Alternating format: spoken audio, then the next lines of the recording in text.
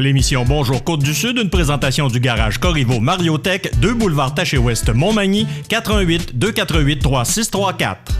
Sous la bannière Autoplace Maître Mécanicien, le garage Corriveau Mariotech maintient sa réputation sur le service depuis plus de 60 ans. Vous avez besoin de nous, nous sommes là pour vous. 24 heures par jour, 7 jours semaine, le garage Corriveau Mariotech, 248 36 34. Les Caisses Desjardins de Montmagny-Lillet, fiers partenaires de l'émission Bonjour Côte-du-Sud. Les Caisses Desjardins de Montmagny-Lillet, fiers partenaires de l'émission Bonjour Côte-du-Sud. Tous ensemble, nous contribuons à faire rayonner des milliers de jeunes. Desjardins, toujours là pour faire briller la jeunesse. Mardi 3 novembre 2020. COVID-19, 63 nouveaux cas confirmés en Chaudière-Appalaches. Le port du masque à l'extérieur obligatoire pour les élèves de Louis-Jacques Cazot. Zone rouge, la ville de Montmagny ajuste ses mesures préventives. Le nouveau restaurant 232, le Normand de l'Île-aux-Grues, poursuit ses objectifs malgré la pandémie. Un beau succès pour l'Halloween à Berthier-sur-Mer et une exposition pop-up d'André Bélanger au Centre d'art de Kamouraska. Tous les détails de ces nouvelles dans un instant.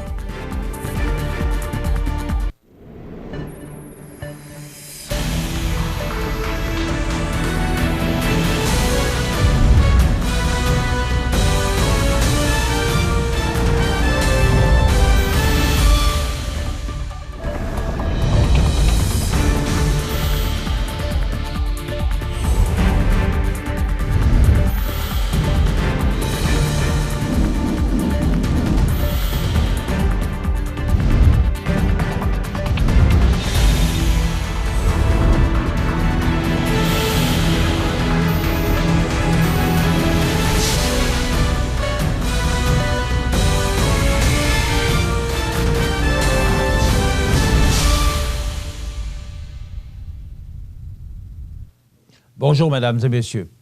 En date du 2 novembre, voici les principaux éléments en lien avec la situation de la COVID-19 dans la grande région de Chaudière-Appalaches. Il y a 63 nouveaux cas confirmés pour un total de 3 667 personnes infectées. 34 personnes sont hospitalisées, dont 9 aux soins intensifs. Le total des personnes rétablies est de 2 985, 2 décès supplémentaires portant à 73 le nombre total de décès en Chaudière-Appalaches. Les 2 personnes décédées résidaient au CHSLD Richard Busque à Saint-Georges. La direction du CIS, le CI3S de Chaudière-Appalaches, offre ses sincères condoléances aux familles et aux proches de ces personnes et leur fait part de son soutien dans cette épreuve. Résumé de la fin de semaine, 31 octobre, 50 nouveaux cas, 30 octobre, 71 nouveaux cas. Pour la MRC de Lillet, on compte 66 cas au total pour 47 cas guéris de la COVID-19, ce qui se traduit par 19 cas actifs au final. En ce qui concerne la MRC de Montmagny, on dénombre 96 cas au total pour 40 guéris, donc 56 cas actifs actuellement. Pour celle des Aides-Chemins, on compte 71 cas pour 59 rétablis, ce qui porte le nombre de cas actifs à 12 dans cette MRC. Voici les cas de COVID-19 selon les endroits de la région de Chaudière-Appalaches. CHSLD, 4 cas. Résidence pour personnes âgées, 5. Autres milieux d'hébergement, 2. Autres milieux de soins, 6. École, 18 cas. Entreprise, 47. Et activités sociales et loisirs, 4 cas. À l'hôpital de Saint-Georges, on dénombre 5 cas actifs chez les usagers et moins de 5 chez les travailleurs, ainsi que 4 décès cumulatifs. À l'hôpital de Thetford, on dénombre moins de 5 cas actifs chez les usagers et travailleurs, ainsi qu'un décès. À l'Hôtel-Dieu de Lévis, on dénombre 30 cas actifs chez les usagers et 39 chez les travailleurs, ainsi que 18 décès cumulatifs. Au CHSLD de Beauceville, 3 nouveaux cas. On dénombre 7 cas actifs chez les usagers et 6 chez les travailleurs. Au CHSLD privé conventionné Chanoine-Audet de Lévis, 2 nouveaux cas. On dénombre 13 cas actifs chez les résidents et 7 chez les travailleurs, ainsi que 3 décès cumulatifs. Au CHSLD de Cap-Saint-Ignace, 7 nouveaux cas. On dénombre 25 cas actifs chez les résidents et 28 chez les travailleurs. Au CHSLD Richard Busque de Saint-Georges, 6 nouveaux cas. On dénombre 13 cas actifs chez les résidents et 16 chez les travailleurs, ainsi que 2 décès cumulatifs. À la résidence privée pour aînés, les Marronniers de Lévis, aucun nouveau cas. On dénombre 14 cas actifs chez les résidents et moins de 5 chez les travailleurs. À la résidence privée pour aînés, Logidor de Saint-Euphrème, aucun nouveau cas. On dénombre 2 cas actifs chez les résidents. À la résidence privée pour aînés, Luca de Beauceville, aucun nouveau cas. On dénombre 15 cas actifs chez les résidents et moins de 5 chez les travailleurs, ainsi qu'un décès. À la résidence privée pour aînés, l'Oasis à Thetford, aucun nouveau cas. On dénombre 3 cas actifs chez les résidents et moins de 5 chez les travailleurs. Hôtellerie Nouvel Âge à Thetford, aucun nouveau cas. On dénombre 8 cas actifs chez les résidents et moins de 5 chez les travailleurs, ainsi que 3 décès cumulatifs. En raison des nouvelles mesures sanitaires imposées par le gouvernement Legault pour la MRC de Lillet, Montmagny et des Aides-Chemins, et qui ont rejoint, dans la nuit de dimanche à lundi, la zone rouge, les écoles secondaires des 3 territoires chapeautés par le Centre de services scolaires de la Côte-du-Sud ont été obligés d'appliquer de nouvelles mesures. Ainsi, le port du couvre-visage sera obligatoire en tout temps pour les élèves fréquentant une école secondaire située en zone rouge, incluant sur le terrain extérieur des établissements et à l'intérieur de la classe. Le couvre-visage pourra être enlevé lors des cours d'éducation physique ou lors de la pratique d'un sport, en conservant 2 mètres entre les élèves d'une autre bulle classe, lorsque l'élève consomme de la nourriture ou une boisson, s'il reçoit un service qui nécessite qu'il enlève son masque ou s'il présente une condition médicale qui rend le port du masque impossible. Les élèves de 3e, 4e et 5e secondaire fréquenteront désormais l'école selon une formule hybride, soit 1 jour sur 2, alliant enseignement en classe et enseignement à distance, dans une démarche de poursuite des apprentissages, et ce, en conservant le même horaire. Les cours à option devront se dérouler dans le respect de la distanciation physique de 2 mètres en tout temps ou être offerts à distance si les élèves ne proviennent pas du même groupe classe stable. Évidemment, les élèves devront aussi porter le couvre-visage, le cas échéant. Les activités parascolaires ainsi que les sorties scolaires sont suspendues. Les cafétérias demeurent ouvertes et les élèves mangent, soit en groupe classe, soit à 2 mètres de distance. Notons que les nouvelles mesures sanitaires seront applicables à partir de demain, mercredi 4 novembre. La Ville de Montmagny tient à informer ses citoyens par voie de communiqué des nouvelles mesures préventives associées au niveau d'alerte rouge en vigueur dans l'ensemble de la Chaudière-Appalaches qui sont effectives depuis le 2 novembre. Excusez-moi. Dans le cas des activités sportives et récréatives, les nouvelles mesures entreront en vigueur le mercredi 4 novembre. L'hôtel de ville continuera d'être accessible au public selon les horaires ou les heures d'ouverture habituelles. Les citoyens sont toutefois invités à privilégier les services en ligne ou à communiquer par téléphone ou par courriel. Sur place, les mesures de protection seront maintenues et les déplacements seront limités à l'intérieur du bâtiment. Les séances du conseil municipal se tiendront de nouveau à huis clos, sans public. Les citoyens pourront soumettre des questions liées aux affaires publiques en remplissant le formulaire en ligne, où l'on trouve également les projets d'ordre du jour publiés le vendredi précédant la séance, ainsi que les captations audiovisuelles des séances. Mentionnons que les questions anonymes ne seront pas considérées.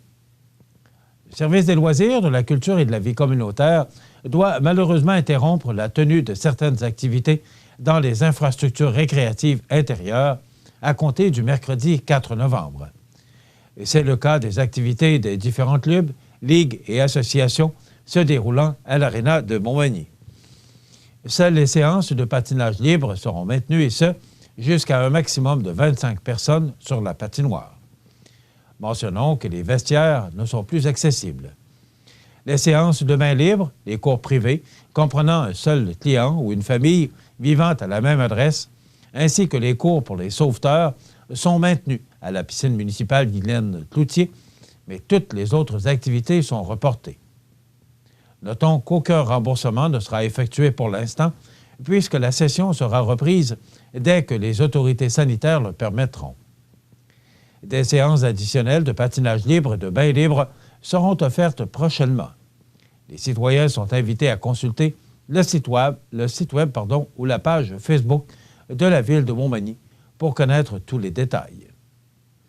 Du côté du centre récréatif Clément-la-Liberté, certaines activités seront annulées et d'autres auront lieu virtuellement.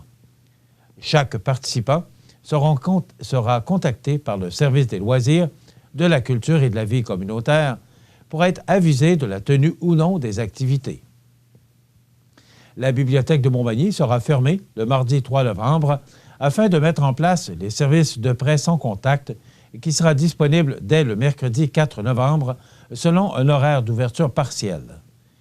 Toutes les activités d'animation prévues jusqu'au 1er décembre seront reportées à des dates ultérieures.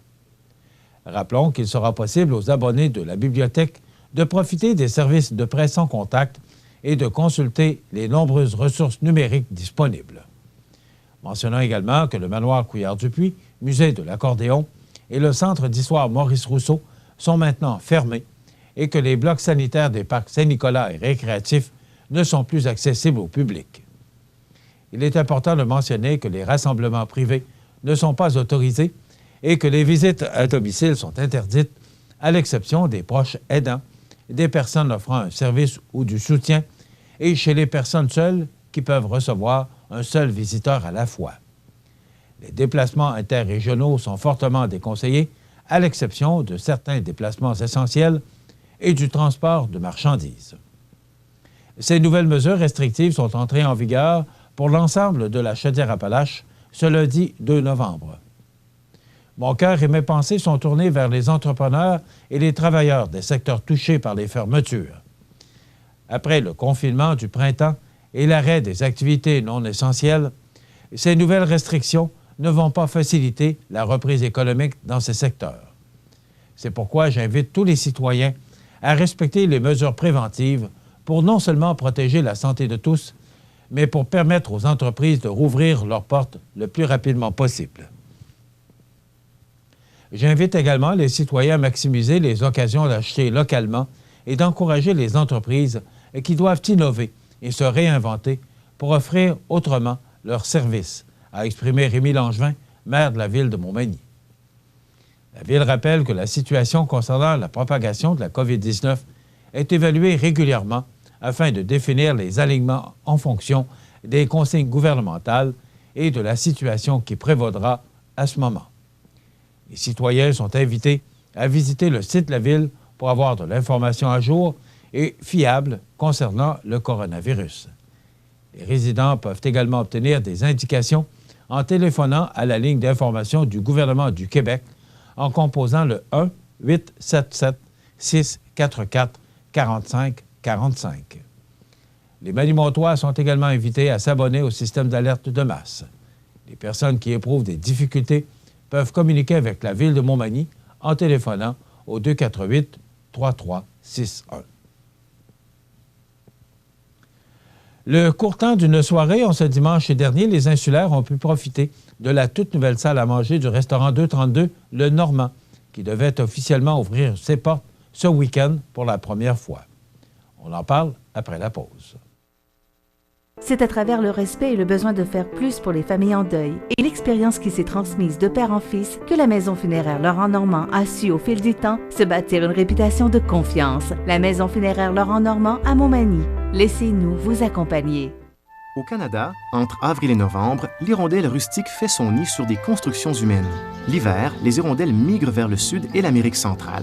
Elles reviennent chaque année faire leur nid, souvent au même endroit. Les hirondelles rustiques cherchent les parcs et les champs pour se nourrir, mais les pesticides, les changements climatiques et d'autres facteurs menacent leur survie.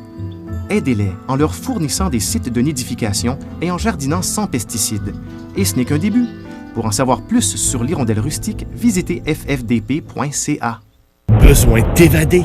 Ça commence toujours par une bonne dose d'adrénaline. Peu importe où tu vas, peu importe ce que tu fais, on a tout pour t'équiper. Viens nous voir chez Adrénaline Sport au 230 chemin des Poiriers à Montmagny. Vous regardez C'est ma TV, le réseau d'information de la Côte-du-Sud.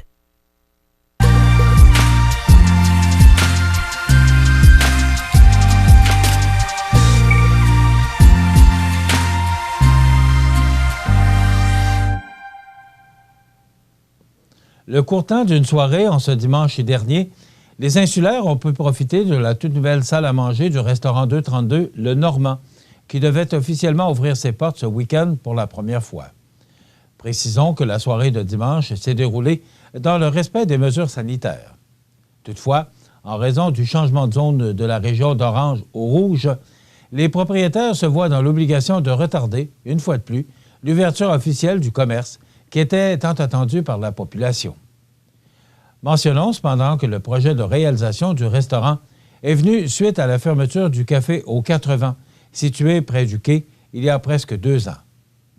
Messieurs Denis Boulanger et Pierre Gariepi se sont associés pour offrir à la population un endroit où il était possible de se réunir entre amis et de se restaurer en famille. Selon eux, il était impensable de ne pas avoir ce type de service dans le village. Leur projet a malheureusement dû traverser plusieurs épreuves avant de se concrétiser, puisque les démarches ont commencé au mois de mars 2019. Après certaines interventions locales, le choix du lieu s'est avéré clair pour les deux hommes, soit de restaurer une vieille résidence au centre du village pour la transformer en restaurant et rendre hommage à une famille souche de l'île, les Normands. C'est ainsi qu'a débuté le projet qui a nécessité la demande de plusieurs permis pour pouvoir commencer les travaux. Il est certain que des investissements majeurs ont été nécessaires pour agrandir et améliorer le bâtiment existant qui appartenait à M. Boulanger. Par ailleurs, c'est le 14 août dernier que le service des mets pour apporter commença à la grande joie des insulaires qui purent ajouter ce dernier aux autres services de restauration existants en saison touristique. L'objectif des propriétaires est d'offrir la restauration tout au long de l'année. Notons que le restaurant compte 86 places, incluant la terrasse extérieure.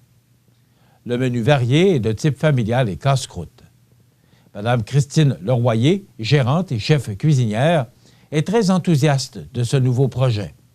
Elle-même, nouvelle résidente de l'île depuis environ 1 an, elle se fait une joie d'offrir ses services personnalisés, autant en pâtisserie qu'en plats cuisinés. Le 232, le Normand, offre déjà les pizzas, les mets préparés avec les savoureux fromages de l'île, ainsi que le miel de l'île, les spécialités locales et les classiques menus familiaux. La gérante du restaurant caresse également plusieurs idées de développement pour le restaurant, car elle offrira une belle diversité de produits, autant raffinés qu'abordables, où tout le monde pourra y trouver son compte. En effet, menu du jour, tartare, menu d'hiver, grand choix de burgers, délicieuses pâtisseries, smoke meat et autres. Le restaurant projette aussi d'organiser des soirées thématiques, des soirées dansantes, des brunchs, ainsi que des spéciaux, afin d'inciter les insulaires à participer au maximum.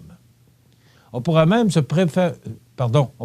faire préparer des gâteaux pour les occasions spéciales.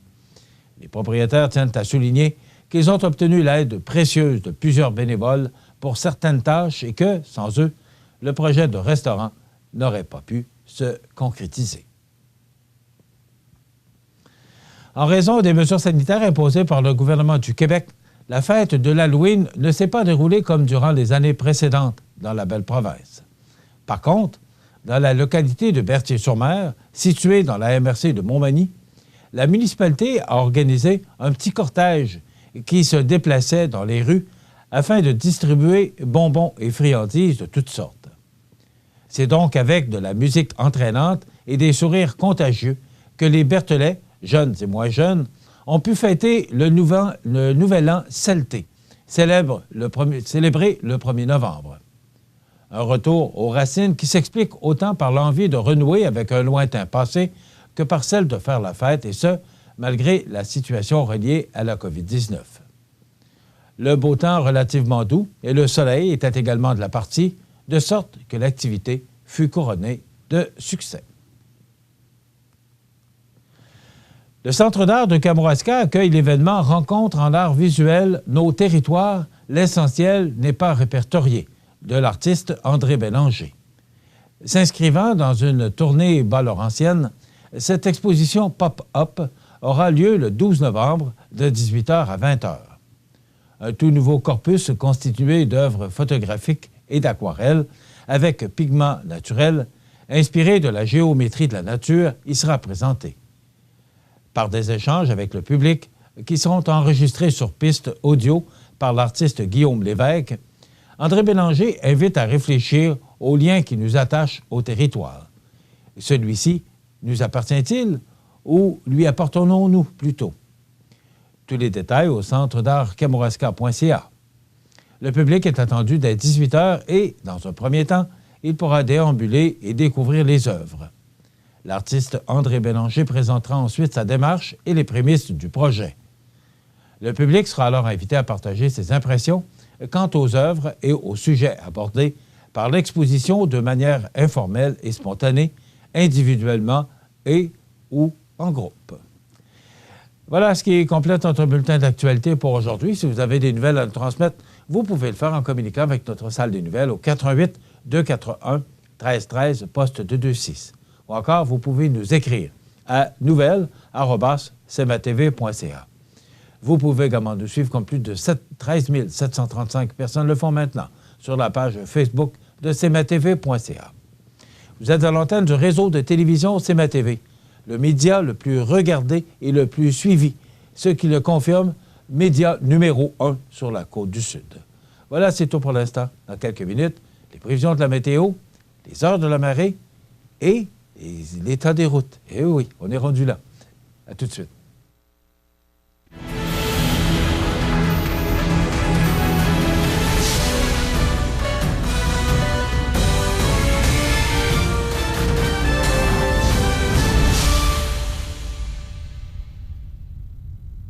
Les Caisses Desjardins de Montmagny-Lillet, fier partenaire de l'émission Bonjour Côte-du-Sud. Les partenaires suivants sont fiers de s'associer à cette portion de notre programmation. Ça bouge à Saint-Cyril-de-Lessard. La municipalité prolonge la rue L'Or. Développement L'Or Plus, c'est 14 terrains à vendre au coût d'environ 9 000 $ aux 53 sous du pied carré. Prêt à construire, disponible et offrant tous les services. De bonne superficie, ces terrains sont situés au cœur du village. De plus, vous bénéficierez d'un crédit taxe sur 3 ans. À quelques minutes des grands axes routiers, c'est une occasion unique d'être propriétaire dans un coin de pays majestueux. Pour obtenir plus d'informations, 247-5186. Vous regardez CMA-TV, le réseau d'information de la Côte-du-Sud. Les prévisions de la météo. Une présentation de Laurando Portes et Fenêtres, 164 4e rue Montmagny. Laurando Portes et Fenêtres, haute performance et qualité à juste prix. Des produits certifiés Énergie Star directement du fabricant et un savoir-faire depuis maintenant 100 ans. Laurando Portes et Fenêtres, fabrication, vente, installation, financement et salle de montre au 164 4e rue à Montmagny et sur laurando.com. Alors hier, une journée froide, nuageuse, un 2 novembre. Ça ressemblait vraiment au début du mois de novembre. Là, c'est un petit peu plus encourageant. Et si on regarde l'image au radar, d'abord, ça indique qu'il y a quelques nuages avec de la neige plus au sud de notre région. Et certaines régions ont reçu de la neige. D'ailleurs, on vous donnera l'état des routes dans quelques instants. Mais pour notre région, eh bien, ça va se dégager et nous apporter une alternance de soleil et de nuages aujourd'hui avec des vents jusqu'à 15 km/h. Donc, il y aura un refroidissement éolien. Les températures stables à près de -2, mais avec le refroidissement éolien, on parle de -7. C'est quand même le 3 novembre, là, on n'est pas le 3 janvier. Donc, ce sera froid aujourd'hui. Ce soir et la nuit prochaine, quelques nuages, vent jusqu'à 15 km/h, minimum de -9, mais avec le vent, on parle de -7 ce soir et de -14 au cours de la nuit prochaine. Demain, mercredi, ce sont les nuages qui reviennent. Faible neige intermittente et débutant en après-midi. Vent jusqu'à 15 km/h avec un maximum de 1 degré. Mais avec le vent, on parle de moins 12 le matin. Pour la nuit de mercredi à jeudi, passage nuageux, minimum de plus 2. Et pour jeudi, eh bien, regardez, vous voyez mercredi avec 1 degré. Bien, on rajoute un 1 à côté du 1, ce qui fait 11 degrés pour jeudi. Donc, un réchauffement considérable des températures pour jeudi, et ce, jusqu'à dimanche. Pour vendredi, eh bien, c'est le retour des nuages, mais quand même avec 10 degrés. Pour samedi, soleil, venteux, 11 degrés. Et dimanche, soleil, maximum de 11 degrés. Donc, là, à partir de jeudi jusqu'à dimanche, un réchauffement considérable des températures, parce que les normales de saison, cette temps-ci de l'année, sont de 5 le jour et moins 3 la nuit. Et surtout, là, depuis une semaine, c'est quand même assez froid. Alors, est-ce que c'est l'été indien? Je ne sais pas. Il faut, je pense, je vérifierai et vous le donnerai demain, mais il me semble qu'il faut qu'il fasse 3 jours de beau temps avec mercure, là, avec certains degrés au-dessus des normales de saison. Je vous donnerai ça demain. Maintenant, pour le lever du soleil, il s'est levé à 6h28 ce matin et se couchera à 16h23, heure normale de l'Est. La température la plus élevée a été enregistrée en 99 avec 19,3 degrés et la plus froide en 2002 avec moins 10. Hier, on a reçu 4,2 mm de pluie. On a enregistré un maximum de 7,2 degrés et un minimum au cours de la nuit dernière de moins 2 degrés. La pression barométrique est à 100,3 kPa à la hausse. L'humidité est à 59 %. Les vents soufflent de direction nord-nord-ouest à 11 km/h. Il fait actuellement moins 3 degrés. Le soleil qui tente de se faire une petite place à travers les nuages sur la côte du sud. Moins 3 degrés comme température enregistrée pour l'instant à 8h27. Mais avec le vent, on peut ressentir une température de moins 7 degrés.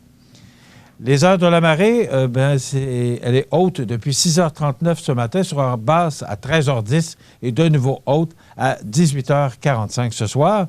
Et pour l'état des routes, eh bien, la 279 Beaumont-Saint-Lazare, c'est partiellement enneigé. La 281 Saint-Michel de Bellechasse-Saint-Philémon, partiellement enneigé. La 283 Montmagny-Saint-Paul, partiellement enneigé. Saint-Paul et Saint-Just, c'est enneigé. Et la 204 de Saint-Jean-Port-Joli, la route qui relie Saint-Jean-Port-Joli à Saint-Just, c'est partiellement enneigé. Donc, ce qui est en jaune, là, ça signifie que c'est partiellement enneigé. Donc, la dure réalité qui nous frappe ce matin, et il semblerait qu'on va en recevoir encore demain, mais pour l'instant, on parle d'une belle journée ensoleillée. On va la prendre, mais ce sera froid. Si vous devez aller à l'extérieur, habillez-vous chaudement. Desjardins et ses membres sont toujours là pour faire briller la jeunesse. Les jeunes ont des rêves, des ambitions, des projets et les Caisses Desjardins de Montmagny-Lillet sont fiers de les soutenir et de les faire rayonner. Desjardins, toujours là pour faire briller la jeunesse. L'activité physique réduit le stress. Donc, vous pouvez dormir mieux. Tout va tellement mieux quand on bouge.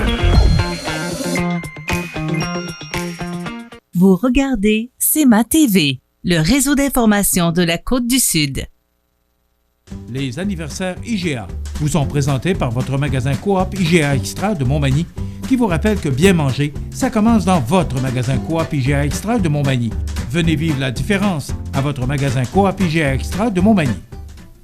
C'est aujourd'hui le mardi 3 novembre 2020 et c'est le temps de souhaiter bon anniversaire à nos jubilaires de ce mardi 3 novembre. Mais d'abord, des anniversaires peut-être un petit peu en retard. Solange Gaudreau, c'est de la part de son amie Huguette. C'était le 1er novembre, dimanche, donc bon anniversaire Solange Gaudreau. Et hier, le 2 novembre, c'était l'anniversaire à Julie Gagné, de la part de votre sœur Lise. Donc, bon anniversaire hier, Julie Gagné. Aujourd'hui, 3 novembre, c'est l'anniversaire à André Richard.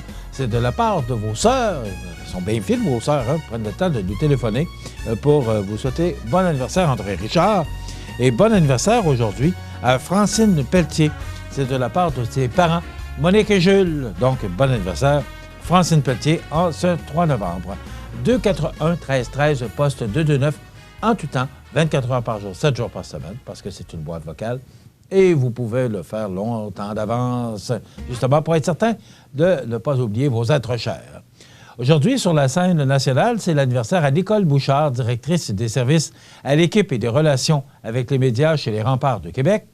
Stella Rose, fille de Mitsou, elle a 17 ans. Dylan Etu, comédienne et actrice québécoise, 39 ans. Claudine Mercier, humoriste et actrice, 59 ans. Geneviève Rioux, comédienne québécoise, 59 ans.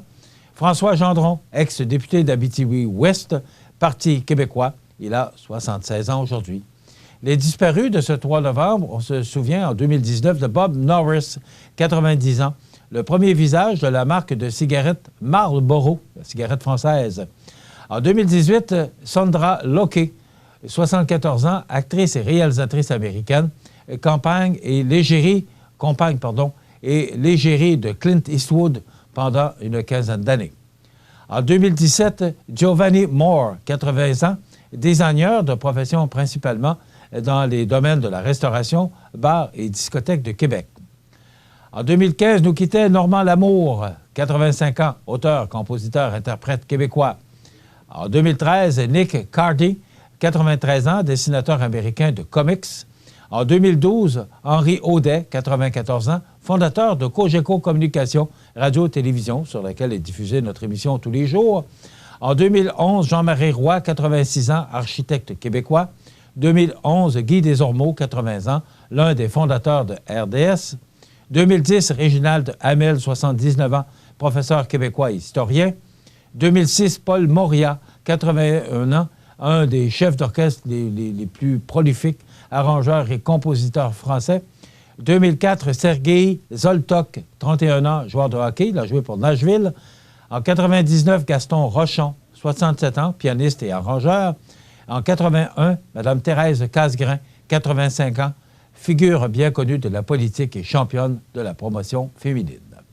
Dans quelques instants, les Mardis Mallettes, on vous présente une chronique très intéressante avec Régent Lemieux. On va parler du taux d'imposition en regard de la PCU, la chronique des offres d'emploi, les avis de décès. On vous représente une entrevue avec Mme Gaëtane Corriveau, politologue, la pouponnière et les grands titres de l'actualité. On vous souhaite donc une excellente émission à notre antenne. Vous regardez CEMA TV, le réseau d'information de la Côte-du-Sud. Dans le cadre des Mardis Mallettes, CEMA TV vous présente la chronique économique, une présentation du groupe Mallette, société de comptables professionnels agréés et de services juridiques. Je vous souhaite la bienvenue à nos Mardis Mallettes, alors qu'aujourd'hui, on vous présente notre chronique économique avec Régent Lemieux, qui est CPA, comptable professionnel agréé. Il faut que je regarde parce que l'appellation a changé. Elle a changé, effectivement. Il faut s'habituer. Régent Lemieux, bonjour. Bon matin, Michel. Comment ça va? Très bien, toi? Oui. Oui. Super. Régent, aujourd'hui, on va parler du taux d'imposition. Bon, tout le monde se pose des questions. La PCU, là, c'est très populaire d'ailleurs. Le taux d'imposition, parce qu'on sait que c'était pas clair dans nos poches. Là. Le gouvernement a déposé le montant qui était brut, là, sans imposition. Sans imposition. Mais au printemps prochain, il va falloir payer l'impôt là-dessus. L'impôt. Comment ça fonctionne? Bien, c'est un petit rappel qu'on veut faire ce matin parce que, dans le fond, on veut rementionner que la PCU était déjà claire. Dans le fond, les gens comparaient, disaient « j'ai reçu 500 pièces, donc c'est beaucoup d'argent, mais c'est un salaire brut. C'est comme un salaire brut qu'on recevait. » Est-ce que les gens le savaient, ça? Les gens le savaient, mais les gens oublient vite. Fait que c'est pour ça aujourd'hui, je vais en faire une chronique pour les sensibiliser à la préparation d'une somme d'argent qu'ils vont avoir à remettre pour le 30 avril 2021 lors de la préparation de leur rapport d'impôt des particuliers. OK. Et, bon, la PCU, c'est une chose, mais c'est parce qu'on a probablement eu des revenus. On a perdu notre emploi, on est tombé sur la PCU. Alors, c'est compliqué. Là. Moi, je laisse au comptable. Mais comment ça fonctionne? Oui, bien, sommairement, il faut comprendre tout d'abord qu'on vit au Canada, donc dans un pays dans lequel on a un impôt fédéral, mais aussi, le Canada est divisé en provinces, donc on a aussi la province sur laquelle on paye des impôts. Donc, 2 paliers gouvernementaux qu'on paye. Ça, la plupart des gens le savent, on paye au provincial puis on paye au fédéral. Fait que quand on parle avec les individus pour comment ça va nous coûter d'impôts, on doit additionner ces 2 montants-là. Et c'est ces montants-là que je voulais vous expliquer ce matin. Il faut comprendre aussi que le taux d'imposition est palliatif. Donc, plus on gagne cher, plus on paye du taux d'impôt. Et là, on va vous présenter un tableau pour être capable de mieux comprendre ces taux-là et de voir comment ça peut me coûter, moi, en tant que si je reçois mon 14 000, il va me rester combien que je dois prévoir d'argent.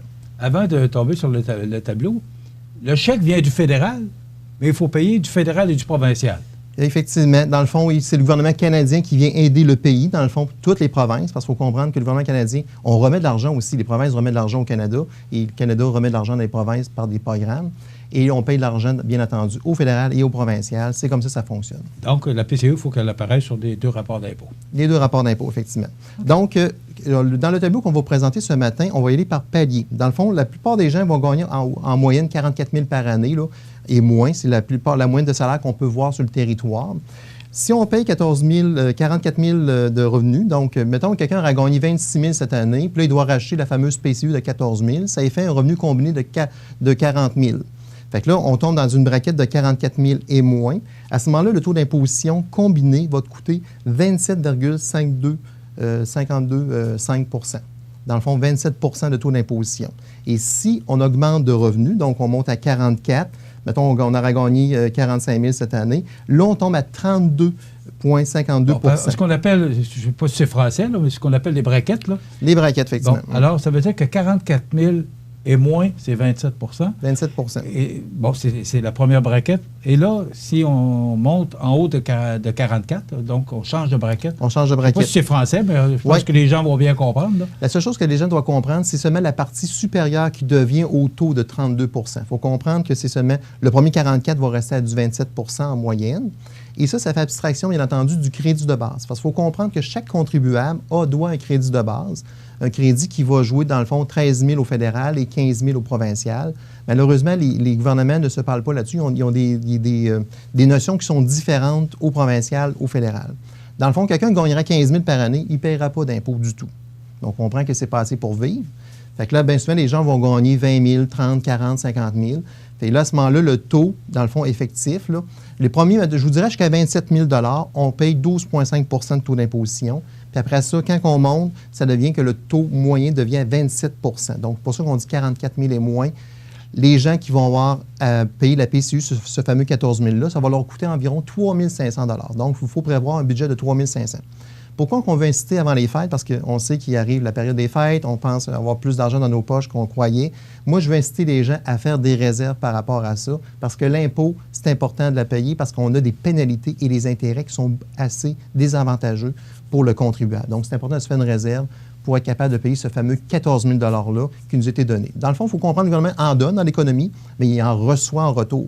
C'est la même chose sur la subvention salariale d'urgence. Il en donne, mais c'est imposable aussi. Donc, il y a un retour par rapport à ça. Donc, c'est du donner-donner. Je comprends, Régent, que la majorité des gens qui ont retiré la PCU vont payer de l'impôt cette année?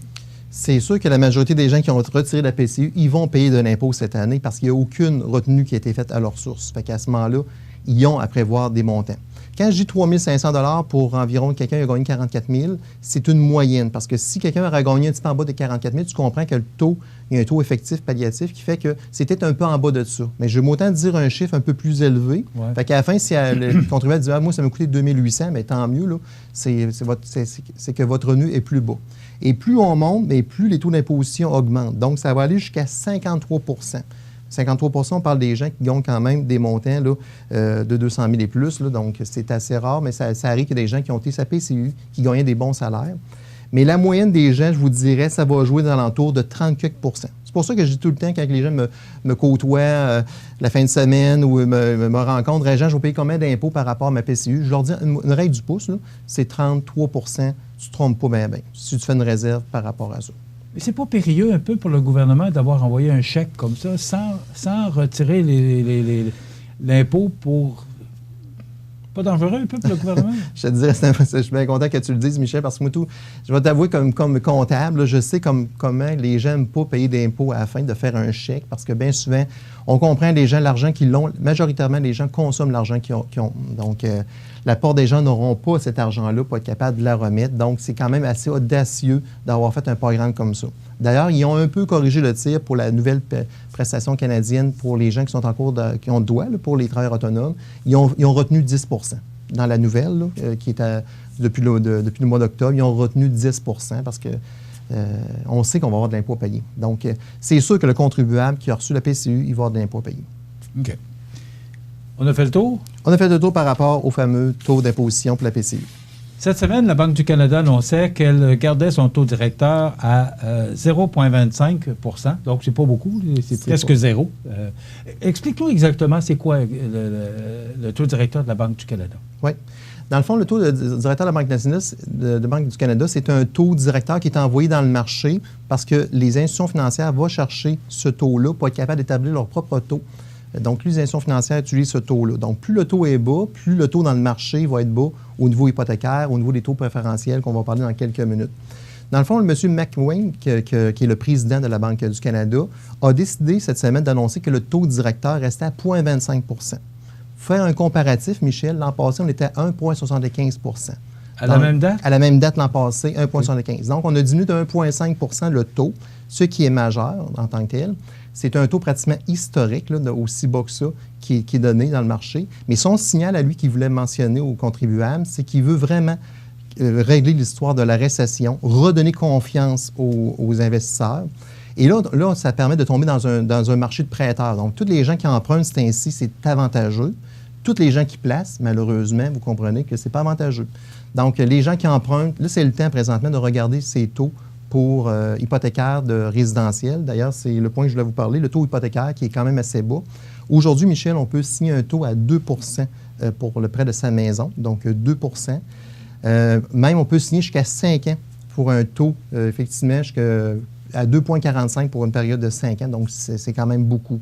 Là, l'avantage qu'a annoncé M. McWayne, c'est que dans le fond, le taux ne devrait pas bouger au cours des 18 à 24 prochains mois.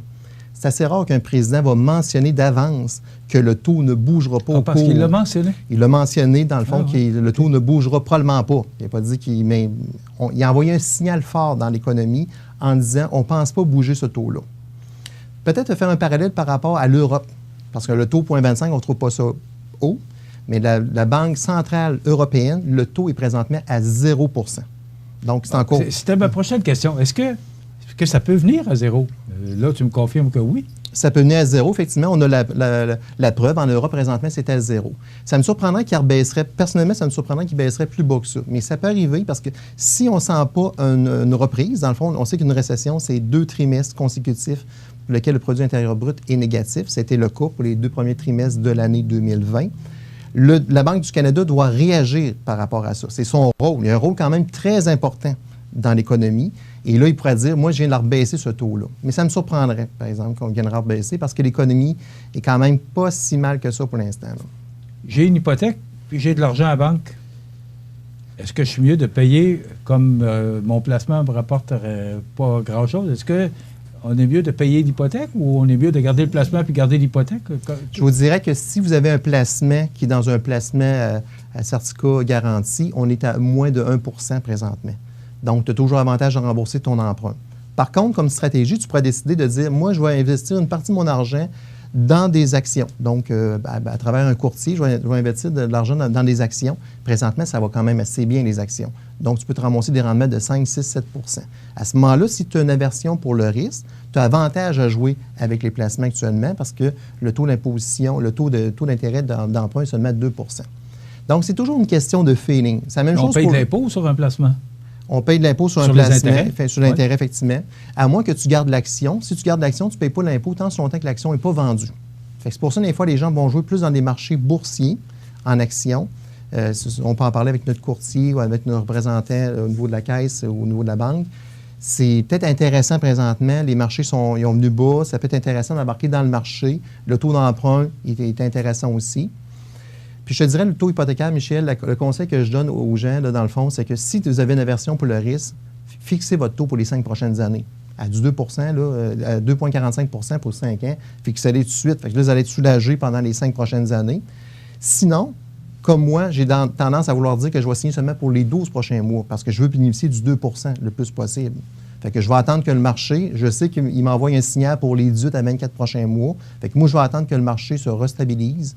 Et je vais attendre pour fixer mon taux. Donc, ça serait bon de l'expliquer parce qu'il y a plusieurs façons d'avoir un prêt hypothécaire pour ouvert ou fermé.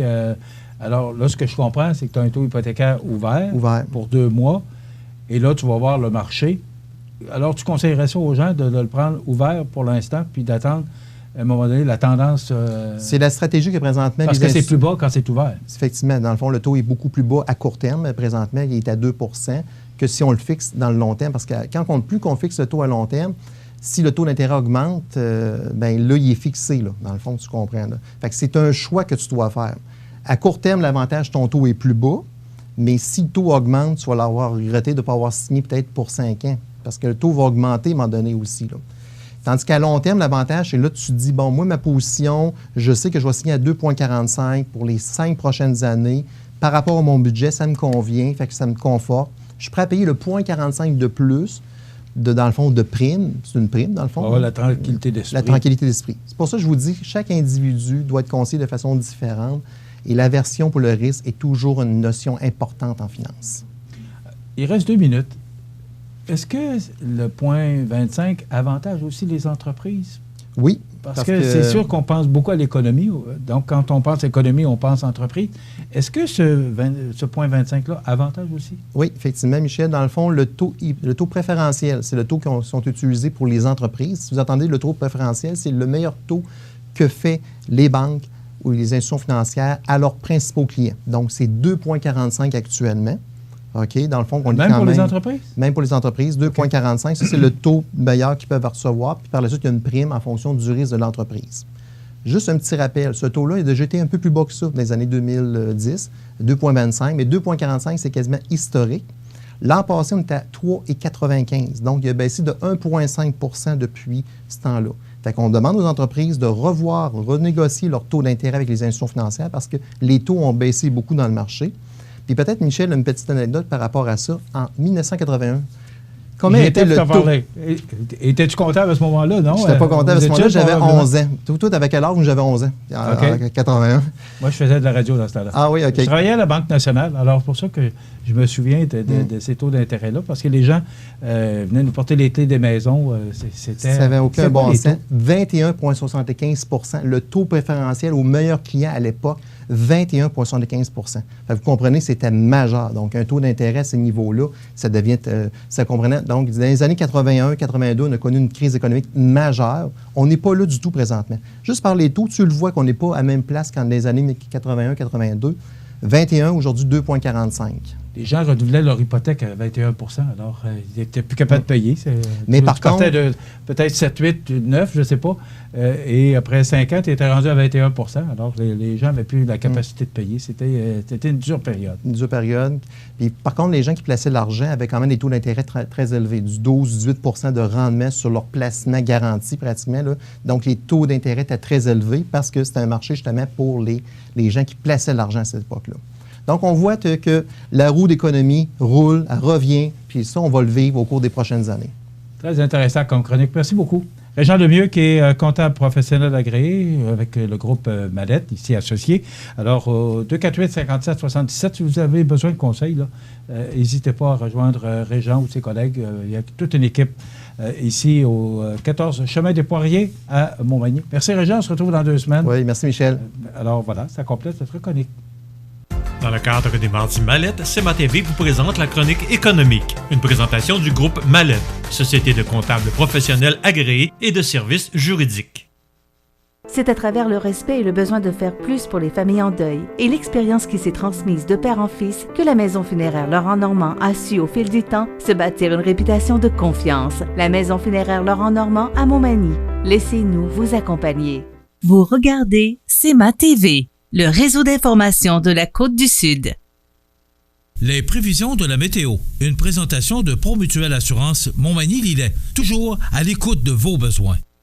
La météo est présentée par Promutuelle Assurance Montmagny-Lillet, où des professionnels de chez nous sont heureux de répondre à tous vos besoins en assurance. Promutuelle Assurance Montmagny-Lillet est là, dans la région, pour ses membres et la communauté.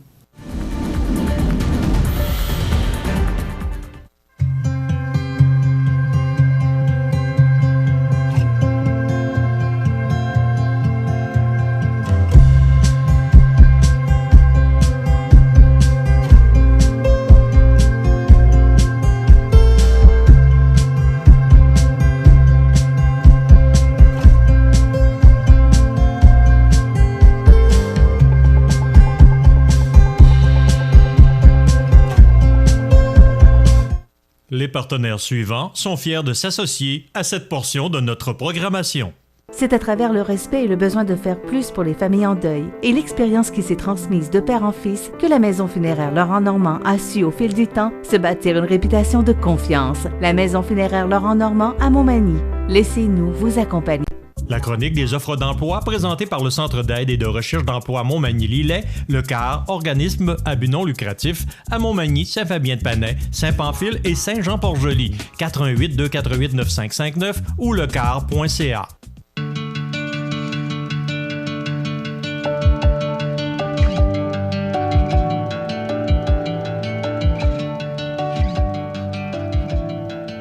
Alors, votre chronique des offres d'emploi de ce mardi 3 novembre, vous rappelez que cette belle entreprise à Cap-Saint-Ignace, ProLam, est à la recherche actuellement de journaliers, électromécaniciens, opérateurs, support à la production.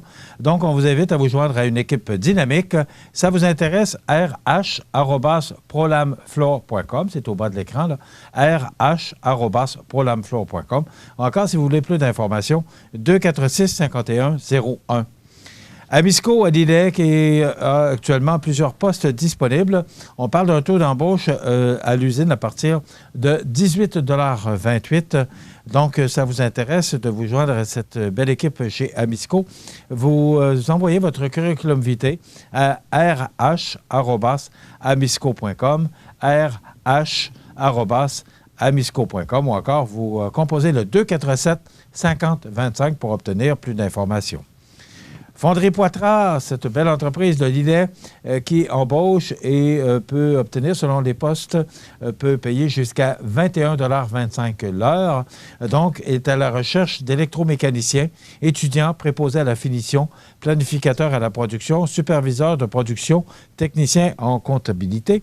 Donc, ça vous intéresse de vous joindre à cette équipe chez Fonderie Poitras, 247-5041 ou encore faites parvenir votre curriculum vitae à carrière au pluriel @fonderiepoitras.com. Carrière au pluriel, fonderiepoitras.com. Entreprise située sur le boulevard Nélus-Leclerc à Lillet. Ressort Liberté. Pour voir l'ensemble des postes disponibles, vous pouvez consulter la section carrière du site web de Ressort Liberté. Plusieurs postes disponibles, une équipe hors du commun, salaire concurrentiel. Ça vous intéresse? Vous pouvez aller voir le site libertéspring.com ou encore faire parvenir votre curriculum vitae. Toute l'information se retrouve dans la section carrière du site web de Ressort Liberté. 248-8871, en passant, si vous voulez avoir le numéro de téléphone, 248-8871. Vous rappelez que cette chronique vous est présentée par le Centre d'aide en recherche d'emploi Montmagny-Lillet, qui vous soutient dans la recherche d'emploi, l'orientation professionnelle, le coaching de carrière, service de placement. C'est un accompagnement sans frais, une équipe professionnelle, un service personnalisé. 248-95-59, 248-95-59, 4 points de service pour mieux vous servir. Montmagny, Saint-Fabien-de-Panay, Saint-Pamphile et Saint-Jean-Port-Joli. La chronique des offres d'emploi présentée par le Centre d'aide et de recherche d'emploi Montmagny-Lillet, le CAR, organisme à but non lucratif, à Montmagny, Saint-Fabien-de-Panay, Saint-Pamphile et Saint-Jean-Port-Joli, 418-248-9559 ou lecar.ca.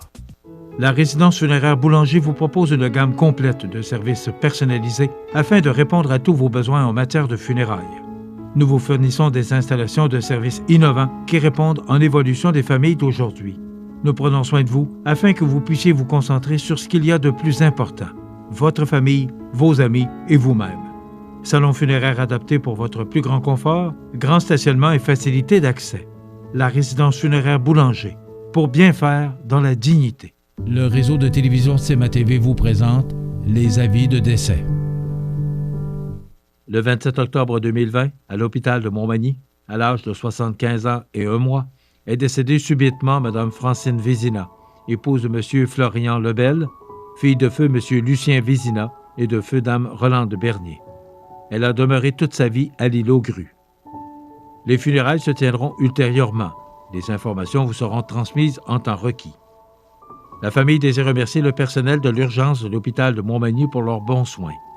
Merci tout particulièrement à Daniel Perrault, infirmier au CLSC de l'île aux Grues, pour sa disponibilité, sa bienveillance et ses excellents soins. Vos témoignages de sympathie peuvent se traduire par un don à la maison d'Hélène de Montmagny. La direction a été confiée à la maison funéraire Laurent Normand, 115 rue Saint-Louis, Montmagny.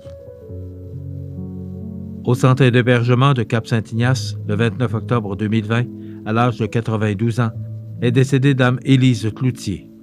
Elle est allée rejoindre son époux en premières noces, Georges-Henri Carré, décédé en 1959, père de Claude et Louise, et son époux en secondes noces, M. Jean-Marc Carré, décédé en 2015.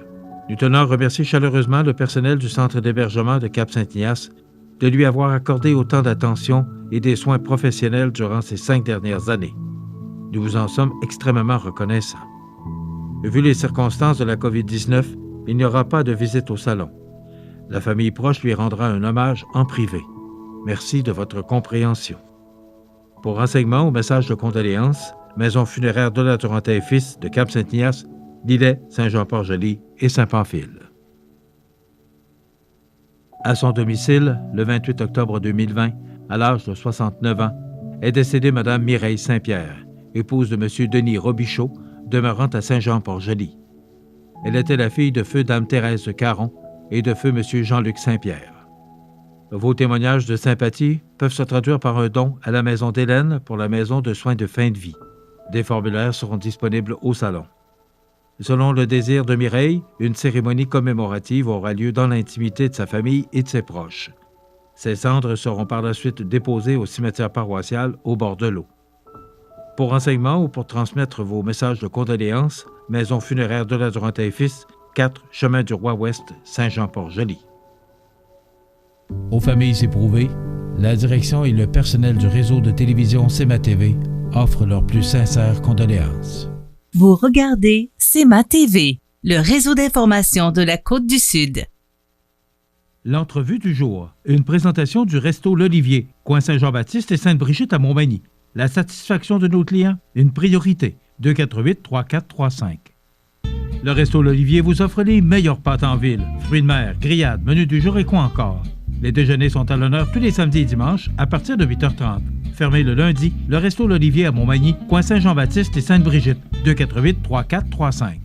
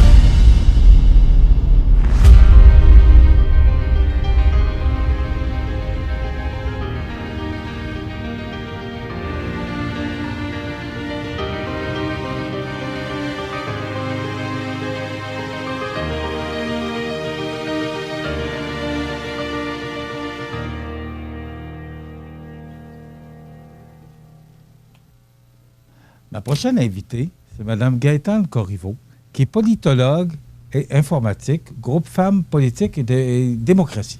Politologue et On vous a déjà invité, Mme Corriveau. Oui. Bonjour. Oui. Bonjour. Comment ça va? Ça va bien, ça va vite. Ça va mieux, oui. Ça va vite. Ah, les joies du direct. Tout à fait, tout à fait. Gaëtane Corriveau, on se connaît très bien. Là. Oui. Alors, on va éviter là, les grandes formules du vous. Là. Oui. Oui. Les avancées de l'égalité entre les femmes et les hommes dans les MRC des 4 régions du Québec, on a vu la vidéo, 13 nouvelles politiques d'égalité et de plans d'action. Oui. C'est beaucoup de choses. Moi, d'abord, quand tu es venu nous voir, il y a quelques mois de cela, tu arrivais d'un voyage en Tunisie, parce que tu es allé justement prêcher la bonne nouvelle, répandre la bonne nouvelle en Tunisie par rapport aux femmes en politique. Oui. Est-ce que le message passe? Oui.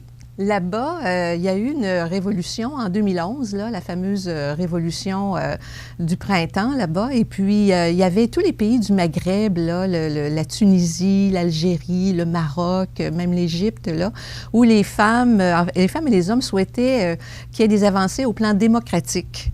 Donc, les femmes en ont profité justement pour essayer de pousser la défense des droits des femmes et de l'égalité dans ces pays-là. Et le pays qui a le plus avancé sur ce plan-là, c'est la Tunisie. Donc, c'est comme ça que j'ai été invitée à y aller, parce que c'est vraiment, au groupe Femmes politiques et démocratie, c'est mon travail de pousser la mission à sa réalisation. Donc, si on tend vraiment vers l'égalité entre les femmes et les hommes. Et c'est la Fédération canadienne des municipalités qui a un projet international là-bas sur le terrain avec des partenaires tunisiens qui m'avaient invité à y aller en mission, une mission qui a tourné, comme vous le savez, oui, à la COVID, mais avant ça, avec le fameux attentat terroriste à l'ambassade des États-Unis, en mars. Pourquoi la Tunisie? Pourquoi pas d'autres pays? Pourquoi... moi, j'ai posé la question, est-ce que le message passe? Oui. Et c'est un peu... c'est un peu spécial de voir que la Tunisie invite une politologue à parler de la femme. Bon, on sait que c'est des pays qui sont un peu rébarbatifs là, à la femme, à la femme qui prenne sa place dans tous les secteurs d'activité, mais particulièrement en politique. Mais pourquoi la Tunisie, elle, dit, moi, je veux inviter une politologue à inciter les femmes à se présenter en politique? Ça, ça relève du partenariat entre la Fédération canadienne des municipalités et des partenaires internationaux qui sont installés là, en Tunisie. Donc, la Fédération canadienne avait obtenu une grosse subvention du gouvernement du Canada. Et dans la programmation, ils avaient à mobiliser des experts et des expertes de la scène municipale, mais aussi de la condition féminine. Donc, c'est comme ça que j'ai été invitée à y aller. Aux côtés d'élus municipaux, j'étais là-bas avec une élue municipale de Gatineau, par exemple. Mais il y a plusieurs élus municipaux, des femmes et des hommes du Québec, qui transfèrent leur expertise. Donc, et ça continue. Malgré la COVID, évidemment, tout le monde est en mode virtuel. Alors, on a des séances et des rencontres sur Zoom. Et puis, moi, je peux donner de la formation comme les élus municipaux partagent leur expérience et les actions, les mesures qu'ils proposent justement au sein de leur municipalité. C'est des transferts qui se font parce qu'ils ont tout à faire en Tunisie. Hein. Ils partent de loin. Là. Ils n'étaient pas en démocratie. Et puis, par contre, c'est le seul pays qui continue à pousser sur son agenda parce que les autres autour ont subi toutes sortes... il y a toutes sortes de circonstances qui font en sorte qu'il n'y a pas eu de recul net comme tel, mais ils sont sur pause. Alors que la Tunisie continue à essayer d'avancer dans son agenda, dans sa programmation, vers une culture égalitaire. Est-ce que l'exemple de Tunisie fait que d'autres pays avancent dans cette réflexion-là? Assez étonnamment, la Tunisie, tout à côté, il y a la Libye. On se souvient de M. Kadhafi. Donc, c'est pas évident, mais les femmes qui sont là, les groupes de femmes sur le terrain, se sont associées au groupe de femmes de la Tunisie, entre autres le réseau des élus municipales tunisiennes, qui ont donné l'exemple à leurs consoeurs, je dirais, libyennes. Et puis, les femmes libyennes ont aussi créé un réseau de femmes élues municipales. Donc, en Libye. En Libye. Alors, elles travaillent très, très fort. Hein. Je veux dire, c'est des femmes courageuses qui portent une cause. Là. Il y a des hommes qui vont à la guerre, il y a des femmes qui vont à la guerre, mais il y a des femmes qui choisissent ce combat-là aussi. On sait que maintenant, c'est la première colistière aux États-Unis, Mme Harris. Oui. On sait que l'an passé, Mme Clinton, qui s'est présentée à la présidence, Est-ce que on va voir ça de plus en plus? Est-ce que l'acceptation se fait? On sait que Mme Clinton n'a pas été élue. Bon, M. Biden, je pense que, en tout cas, ça peut changer d'ici le 3 novembre. Mais est-ce qu'on va voir ça de plus en plus? Est-ce que le monde est prêt à ça? Alors, on le souhaite, évidemment. Hein, et puis, il y a des avancées. Ici, au Québec, on a eu des avancées certaines. Il faut partir, pour voir ces avancées-là, il faut d'abord partir de l'année où les femmes ont obtenu le droit de vote et d'éligibilité. Donc, on est en 2020, mais ça ne fait pas si longtemps que ça que les femmes ici au Québec et au Canada votent. Dans quelle année? 1940, ici au Québec. Okay. Puis, ça a pris 21 ans avant qu'il y ait une première femme députée à l'Assemblée nationale du Québec. Alors, ça, c'est en 1961. Et il a fallu attendre 1973 et 1976 pour qu'il y ait quelques autres femmes qui entrent. Au tout début, c'était quelques femmes. Et la proportion, la représentation des femmes au sein de l'Assemblée nationale, là, elle a augmenté aux dernières élections provinciales. Et on en est contente, mais il n'y a rien d'écrit au plan législatif. Donc, on peut vivre des reculs comme on en a vécu dans les années précédentes. Il y a eu des avancées, des plateaux, des reculs, donc de la stagnation, tant au provincial qu'au fédéral. C'est pour ça qu'au groupe Femmes politiques et démocratie, au niveau provincial, on milite pour, on souhaite que ce soit inscrit dans la loi, qu'il y ait une obligation de parité dans les candidatures, qu'il y ait un nombre égal de femmes qui se présentent dans toutes les circonscriptions au Québec. Ça, c'est pour le niveau provincial. Et au municipal, quand on regarde les statistiques, c'est toujours aussi la sous-représentation. Il y a 82 % des postes de maire qui sont occupés par des hommes. Donc, même si on a connu des avancées depuis 1940, on voit bien que dans les instances municipales, provinciales, fédérales, il y a toujours de la sous-représentation, puis on y travaille. Et il y a des résistances. Alors, il y a des obstacles. Si ça avance, mais comme je dis, il peut y avoir des reculs. Il n'y a rien d'acquis, c'est fragile. Et il y a des obstacles systémiques. Entre autres, une culture qui est masculine, il faut le dire, parce que la politique, on n'était pas là, les femmes, pour écrire les règles de la politique. On était dans nos maisons à élever nos enfants. Et ça, bien, ça remonte à l'Antiquité gréco-romaine, donc les racines sont profondes. Alors, il faut d'abord lutter, on cherche à avoir une culture d'égalité. C'est imprégné dans les esprits, on n'a pas les réflexes non plus. Quand on dit qu'on va en politique, il y a deux choses importantes. Il faut avoir l'argent pour y aller, souvent, pour mener une campagne. C'est pas le lot des femmes. Hein? Les femmes ont des inégalités économiques. Et il faut avoir un réseau. C'est extrêmement important aller jouer au golf. Hein? Les hommes ont compris ça bien avant nous. Donc, les hommes, naturellement, de par la place qu'ils occupent dans la société, font du sport ensemble. Il y avait plus de chances d'avoir un réseau que les femmes. Exactement. Puis, ils l'ont compris, puis tant mieux pour eux. Alors, nous, on a compris ça aussi. On a vu comment... quand on cherche les explications à la surreprésentation, alors qu'on a des hommes qui sont des alliés, qui souhaitent qu'on y aille, qui nous appuient, comment se fait-il qu'on en soit encore à 82 % d'hommes dans les postes de maire. C'est seulement 34 % des conseillères. Alors, les préfètes, 23 %. Alors, il y a encore du travail à faire, puis on va être là longtemps. On va parler justement des avancées parce que on parle entre les hommes et les femmes dans les 4 MRC du Québec. Là. Il y a 13 nouvelles politiques d'égalité parce que là, il y a des élections qui vont avoir lieu en 2021. Oui. Alors, on va parler de ça pour savoir ce qu'on est rendu aussi. Oui. Alors, on s'arrête quelques instants et on revient avec notre invitée, Mme Gaëtane Corriveau, qui est politologue. Le réseau de télévision CEMA TV est fier de vous présenter La Pouponnière, en collaboration avec votre Jean Coutu de Montmagny, où l'on trouve de tout, même un ami. Santé, beauté, photo. Votre Jean Coutu de Montmagny, c'est tout ça et encore bien plus. Jean Thibault et toute son équipe du Jean Coutu de Montmagny sont fiers de s'associer à CEMA TV dans la présentation de La Pouponnière et profitent de l'occasion pour féliciter les heureux parents. On a 2 petits poupons à vous présenter ce matin. D'abord, Océane Lachance, les parents Vanessa Bernier et Marc-André Lachance. Ils sont de Montmagny. Océane est née le 27 octobre 2020. Donc, félicitations aux heureux parents, Vanessa Bernier, Marc-André Lachance de Montmagny pour la naissance d'Océane le 27 octobre. On a une photo maintenant. On vous présente Édouard Caron, les parents Véronique Vaillancourt et Sébastien Caron. Ils sont de Montmagny. Édouard est né le 1er novembre, dimanche dernier, donc le 1er novembre 2020. Félicitations aux heureux parents, Véronique Vaillancourt, Sébastien Caron, pour la naissance d'Édouard le 1er novembre, des gens qui sont de Montmagny.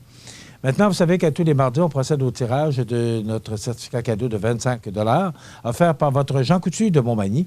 Eh bien, les gagnants pour la semaine dernière sont les parents Audrey Pelletier et Maxime Letourneau pour la naissance de Romy Letourneau.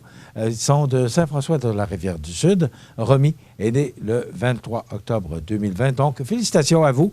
Vous méritez ce certificat cadeau de 25 $ offert par votre Jean Coutu de Montmagny, Audrey Pelletier, Maxime Letourneau de Saint-François de la Rivière-du-Sud. Bravo, félicitations. C'est comme ça à tous les mardis et jeudis. Et je veux remercier les employés de l'hôpital de la Pouponnière qui nous permettent, avec leur étroite collaboration, de vous présenter cette chronique à tous les mardis et jeudis à la même heure. Desjardins et ses membres sont toujours là pour faire briller la jeunesse. Les jeunes ont des rêves, des ambitions, des projets et les Caisses Desjardins de Montmagny-Lillet sont fiers de les soutenir et de les faire rayonner. Desjardins, toujours là pour faire briller la jeunesse. Vous regardez CEMA TV, le réseau d'information de la Côte-du-Sud.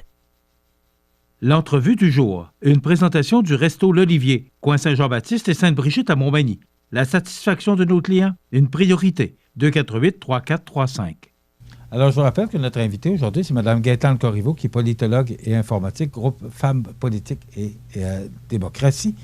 Gaëtane, il y a des élections qui s'en viennent en 2021, parce que maintenant, tout le monde est en élection au niveau municipal au même moment. C'est une bonne chose aussi.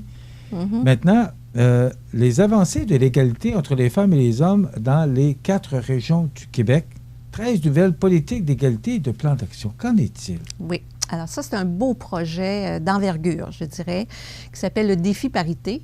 Et c'est un projet que j'ai eu le plaisir de concevoir puis de coordonner pendant 3 ans et demi au groupe Femmes politiques et démocratie. On le termine là en novembre, donc c'est pour ça que vous avez pu présenter une cartographie des résultats probants, des résultats positifs dans 4 régions.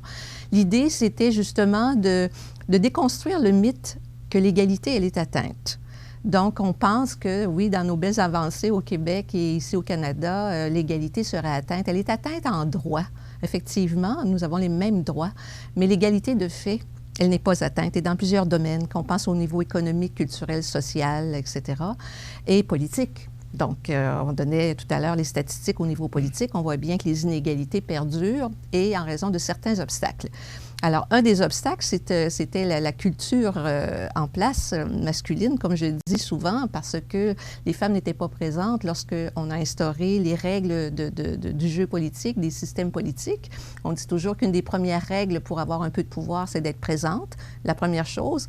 Mais il ne suffit pas d'être présent ou d'être présente. Il faut aussi avoir une qualité de présence, hein? Pas simplement être une plante verte autour d'une table et que ça figure sur un beau CV. Donc, il faut être convaincant, etc., pour faire avancer nos idées.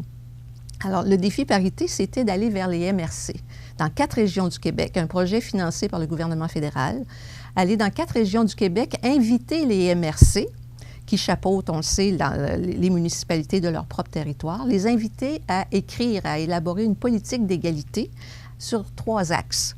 Alors, vous êtes préfet ou préfète, vous êtes maire ou mairesse et vous assistez, vous siégez au conseil d'une MRC. Donc, on vous a présenté, on a présenté dans 4 régions, dans les MRC de 4 régions, donc en Outaouais, Montérégie, Estrie, Capitale-Nationale, on vous a présenté le défi parité comme étant l'opportunité pour vous d'élaborer une politique d'égalité, mais pas seulement un discours, des beaux principes, mais surtout que ce soit accompagné de mesures, de plans d'action. Et c'était sur une base volontaire. Donc, le train est parti. Il y a des MRC qui ont emboîté le pas et ils ont adopté leur politique d'égalité, des plans d'action. C'est en marche et c'est mis en œuvre. D'autres, il y a des circonstances qui faisaient en sorte qu'ils n'étaient pas prêts. Mais comme je dis, on veut pérenniser le projet parce que ça a été un beau succès. Alors, on invite toutes les MRC du Québec. Il y en a 87. Là, on en a quand même 13 qui ont accepté d'emboîter le pas. Mais j'ai déjà une demande pour les Laurentides où il y a 8 MRC. Donc, on veut pérenniser, puis on souhaite que ce soit tout le territoire du Québec qui adopte des politiques d'égalité. Dans ces politiques-là, comme je dis, il y a des actions qui sont posées selon différents axes. Alors, au niveau de la gouvernance, ça touche évidemment la composition des comités, des conseils de la MRC. Donc, à chaque fois qu'il y a un comité qui est créé, qu'on essaie de penser à ce qu'il y a une parité de représentation et une diversité aussi, une inclusion. C'est pas juste qu'il y a des hommes et des femmes de façon paritaire, mais qu'il y a une diversité. Si sur votre territoire, vous avez différentes communautés culturelles, mais qu'on pense aussi à les inviter dans un but d'égalité. Alors ça, c'est une chose. Et puis, il y a d'autres actions qui sont du côté de l'embauche d'une MRC. Si la MRC, c'est un employeur. Donc, quand il procède à des offres d'emploi, bien, lorsqu'il y a, par exemple, un poste et pour les travaux publics, mais qu'on ne pense pas à faire un affichage, vous êtes en communication, donc qu'on rédige le communiqué ou l'affiche pour inviter les gens à postuler, que ce soit pas, qu'on ne vise pas simplement des hommes, parce qu'on sait maintenant qu'il y a des femmes qui occupent des métiers non traditionnels. Et au niveau des services, donc chaque fois qu'une MRC offre un service, qu'elle pense à l'impact de sa décision, de sa politique, de son projet sur les femmes et sur la population en général. Parce qu'on se rend compte, par exemple, lorsqu'on adopte un budget, que ce soit au niveau municipal ou au niveau d'une préfecture, qu'il y a des postes budgétaires qui favorisent davantage les hommes que des femmes ou les petits garçons plutôt que les filles. Alors qu'on pense aux loisirs, des fois, on va mettre beaucoup de sous pour l'aréna, pour le soccer, pour des sports, pour des aménagements, des structures qui sont plus souvent offertes aux garçons qu'aux filles. Mais là, pour diversifier tout ça, si on pense à la sécurité, par exemple, ici, on est dans une petite ville sécuritaire, mais il y a d'autres endroits où c'est moins sécuritaire. Donc, on peut suggérer que certains passages moins éclairés deviennent plus éclairés pour favoriser la sécurité et le passage des femmes à certaines heures du jour, etc. Il y a une foule d'actions, en tout cas, il y a une centaine d'actions qui peuvent être mises en place selon différents axes. Et lorsqu'on pense aux élections municipales de l'an prochain, évidemment, lorsqu'on pense à la gouvernance, c'est un des axes. Bien, on souhaite qu'il y ait de la formation, qu'il y ait des activités de promotion pour inviter les femmes à se lancer. Mais c'est une chose de s'y lancer. Les femmes y vont de plus en plus. Et par contre, la deuxième étape, c'est de s'y maintenir. Parce que là, il y a autre chose qui se passe au niveau municipal et il y a des mouvements. Il y a un mouvement actuellement au Québec qui rassemble des femmes et des hommes élus qui dénoncent le milieu toxique que peut être un conseil municipal. Et ça ne se voit pas toujours. Parfois, c'est derrière des portes closes, mais ça amène beaucoup de femmes à démissionner, de ne pas faire un deuxième mandat. Alors, parce que, justement, ce qui se passe dans la société en général est reproduit au sein d'un conseil municipal ou d'une instance décisionnelle comme une MRC, par exemple. Alors, vous voyez, l'égalité entre les femmes et les hommes, elle n'est pas atteinte. Il y a toutes sortes de violences encore qui se manifestent. Je suis un peu surpris, Gaëtan, de ce que tu me dis. Ah oui? Parce que c'est pas ce qu'on s'imagine. Non. Même les ouvertures de poste, tu parlais des ouvertures de poste dans les MRC. Il me semble qu'aujourd'hui, c'est dans notre esprit, c'est clair, c'est que s'il y a une ouverture de poste, ça s'adresse autant aux femmes qu'aux hommes. Oui. C'est pas ce que je comprends. Bien, il y a plusieurs MRC, justement, où, dans leur politique d'embauche, ils le font très bien. Et on retrouve beaucoup de femmes, souvent, qui sont là. Ça, c'est pour maintenir. Quand je dis on peut vivre des reculs, les acquis sont fragiles.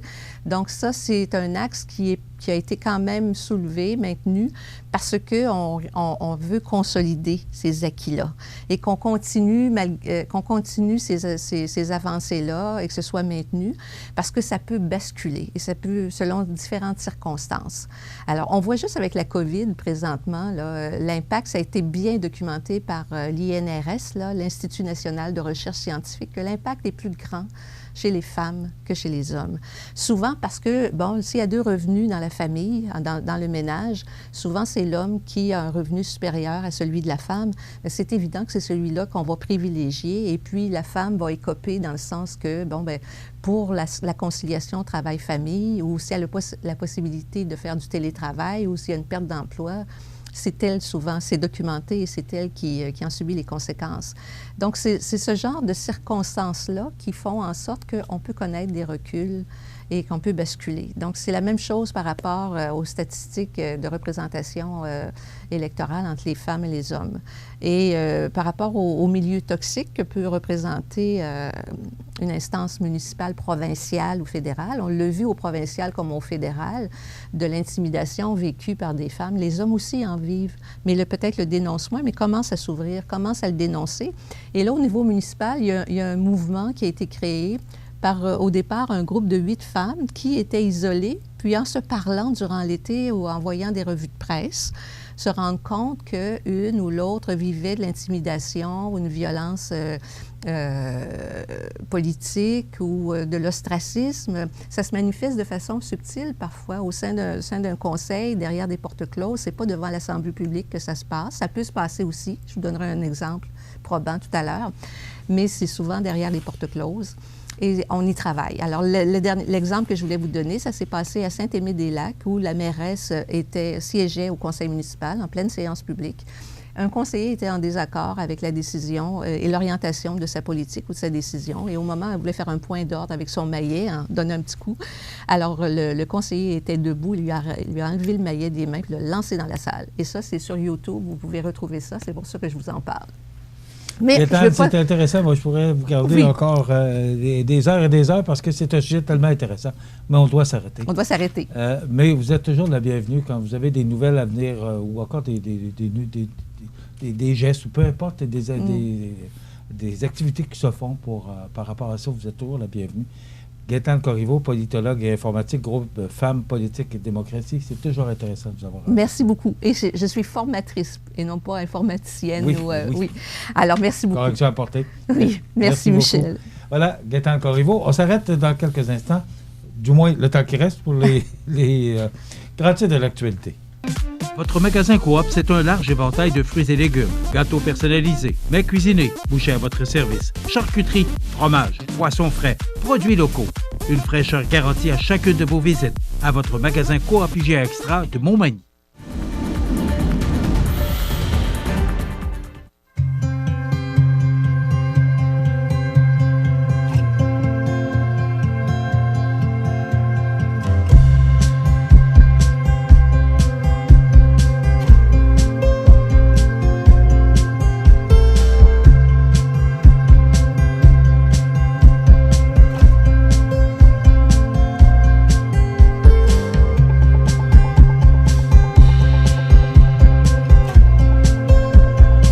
Vous regardez CEMA TV, le réseau d'information de la Côte-du-Sud.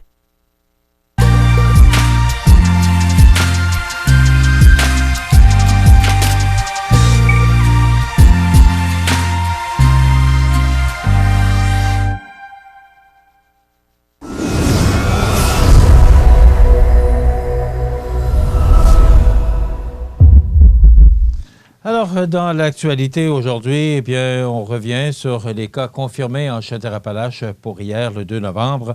63 nouveaux cas confirmés en Chaudière-Appalaches. Il est important de mentionner que pour notre région, là, ça a augmenté et passablement. On est tombé en zone rouge et on comprend peut-être mieux lorsqu'on regarde les chiffres. Pour la MRC de Lillet, on compte 66 cas au total pour 47 guéris. Donc, dans la région de Lillet, là, ça se porte mieux que nous dans notre région, dans la MRC de Montmagny.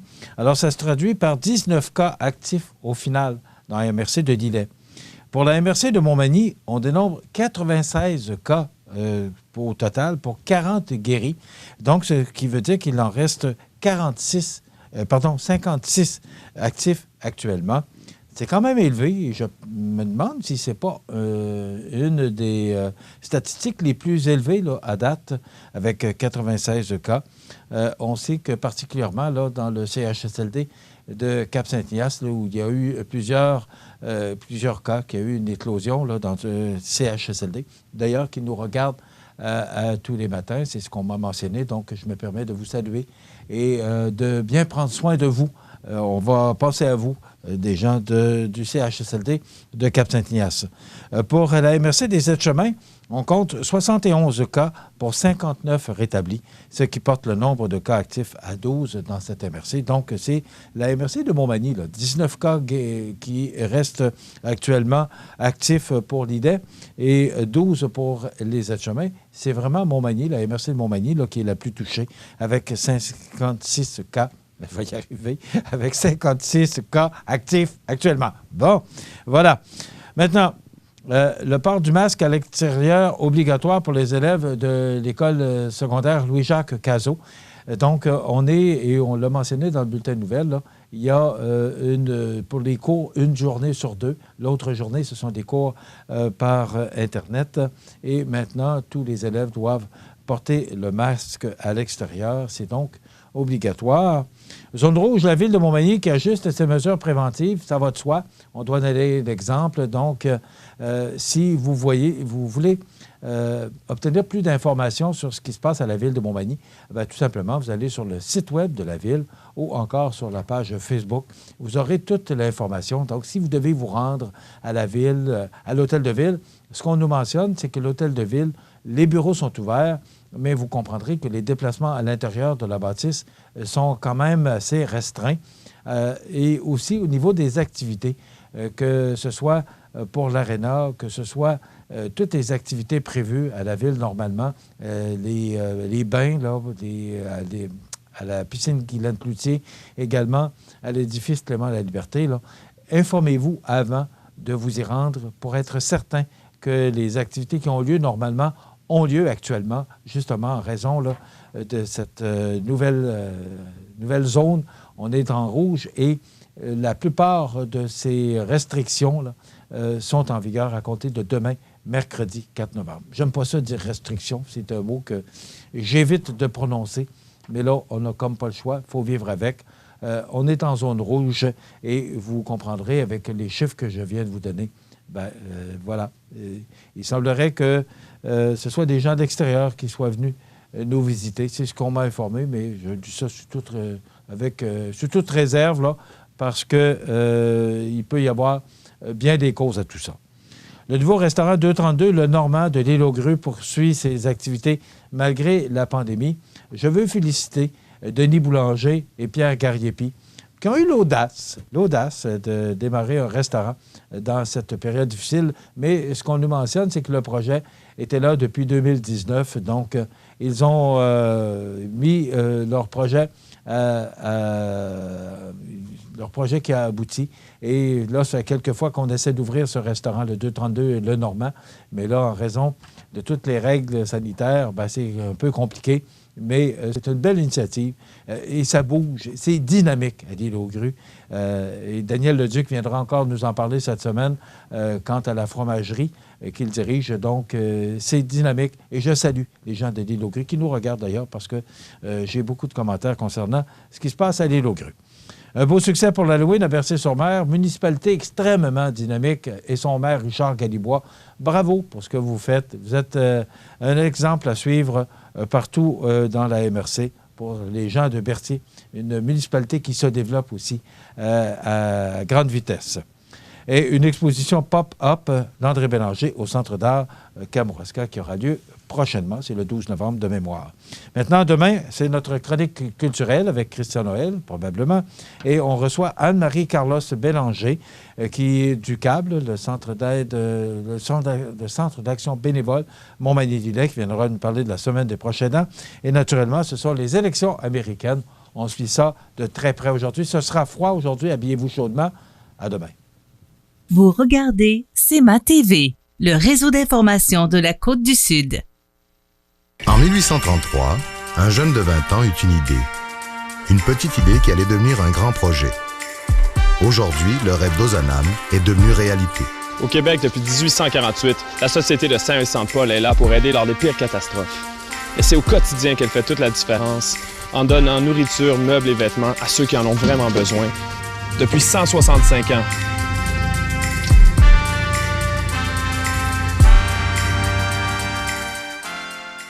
L'émission Bonjour Côte-du-Sud, une présentation du garage Corriveau Mariotech, 2 boulevard Taché-Ouest Montmagny, 418 248 3634.